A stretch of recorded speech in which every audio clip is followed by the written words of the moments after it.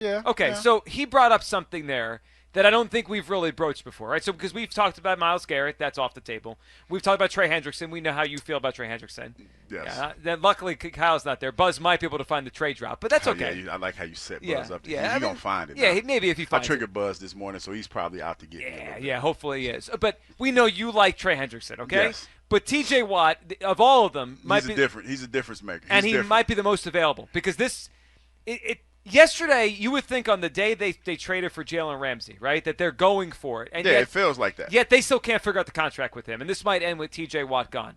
So we've discussed before trading for a guy like T.J. Watt, and then you always say, well, what about the money, right? Long term, what about the money? But the idea he just threw out there was one of the most interesting things I've heard on this. What if it's Nolan Smith and a late-round pick? Because part of when we talk about this, what do we always say? They got to pay all these guys, right? Yes. Well, if Nolan Smith's not here, you don't have then to you pay him. Right, so it takes one guy that we think is going to get some good money down the line out of here. Now, I like Nolan Smith, and Hugh, I'm not championing to trade him for no reason. But that idea is interesting. Nolan Smith, who is, I say, promising and came on extremely fast at the end of the season, right? He was great in the playoffs. He had some of the best playoff numbers we've ever seen for as a pass rusher. Right, he had a great postseason run. But he still has not done anything in terms of a full year of excellence, right? He's only been in the league 2 years. He hasn't had one of those years yet. T.J. Watt's on his way to the Hall of Fame. Like he's put together 6 years of amazing football. Would you trade Nolan Smith and a late round pick for T.J. Watt? You make a compelling argument, Joe. And normally, when you say it like that and you present it like that, I would go with you with that. But it doesn't play into the defense is a luxury, not a necessity situation.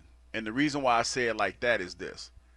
You're going to have a high-priced older player that, yeah, he has a Hall of Fame resume, no question about it. Yeah, of course he does. But Nolan has a tremendous upside, and as of right now, he's much cheaper. And something that Andrew jumped out to me that he said they spent $179 million on the defensive side of the ball, and the Eagles only spent $65. And I know people don't want to hear this, but when I talk about defense is a luxury, not a necessity, that's exactly what I'm talking about. More bang for your buck. You're getting more bang for your buck with a lesser paid defense that was ranked higher than the Pittsburgh Steelers.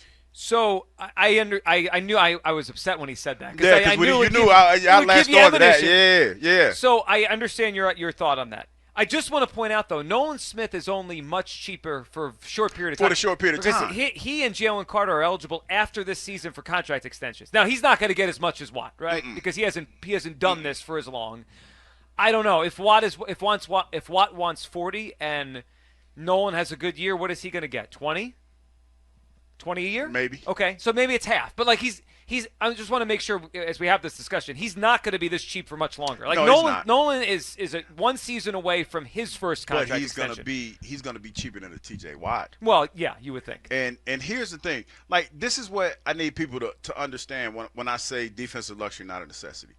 As a defender, as a guy who played in the era where, pass rushers were at a premium and they made a lot of money.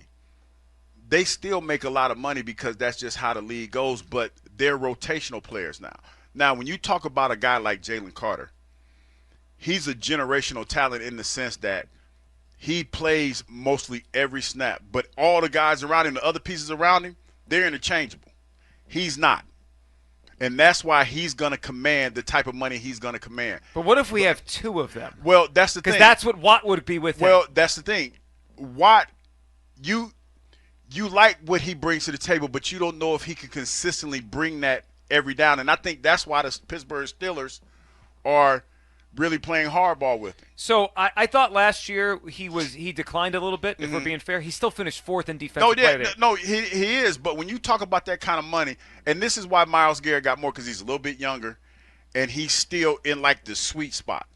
I get what you're saying, and you know how I like T.J. Watt, but when you talk about the financials and what has been brought to the table as far as how much they spent on defense and what T.J. Watt is going to command, you're better off with Nolan Smith, in my opinion. Might not be as productive, but as a collective in the group, still a really, really good defense. Well, it can be, and a lot of people think it will be, but that would be very hard for me to turn down. No, I mean, I get it, but then you got to think about that financial part of it. If it was, and if we were just operating off of the draft picks, then the idea of a lot of draft picks and the contract, I'm like, is that worth it? Nolan Smith, and I really like him. I mean, I threw out that thing a couple weeks ago where I tried to guess the top 11 a few years from now. Yeah. He was on mine. Like, I think he's going to be a really good player. I think the playoffs were the beginning of it for him. I'm a Nolan Smith guy. But T.J. Watt and Jalen Carter, I get it. I mean, you might as well just put us back in the Super Bowl. I mean, like, if the Eagles have those two guys and they're healthy in the secondary, and Zach Bond does what he does last year, I think they'd be back in the Super Bowl. Okay, I know you got to go real quick. Well, but what if I told you Nolan Smith is probably going to be a better pass rusher than he was last year because he came on strong at the end of the year? He did, but is he going to be T.J. Watt? I think I think that's a lofty expectation. Yeah, well, but of course I think he would be pretty damn good. All right, Buzz, where do you come down on this? The idea there that was just thrown out by our guest. Would you trade Nolan Smith in a late-round pick for T.J. Watt? I think I would. I mean, we lost a pass rusher in Sweat. We lost one in Milton Williams. You go improve your defense, impact player. Listen, I like Nolan Smith, but you have a chance to go get T.J. Watt. Like, I'm not holding back because you're losing Nolan Smith. And like, he's still. If I were to rank the pass rush in the NFL, he's still one of the elite pass rushers. I mean, he's no there. question. And no as much as Nolan Smith was awesome in the postseason, we haven't seen it. You know, it's funny, he brought up the Justin Crawford thing, which is interesting too. But it's almost like trading a prospect. Like, Nolan's more than a prospect. He's done it. But it's like a guy that came up for the Phillies and played well for a half a season. Do you trade that guy for an established star?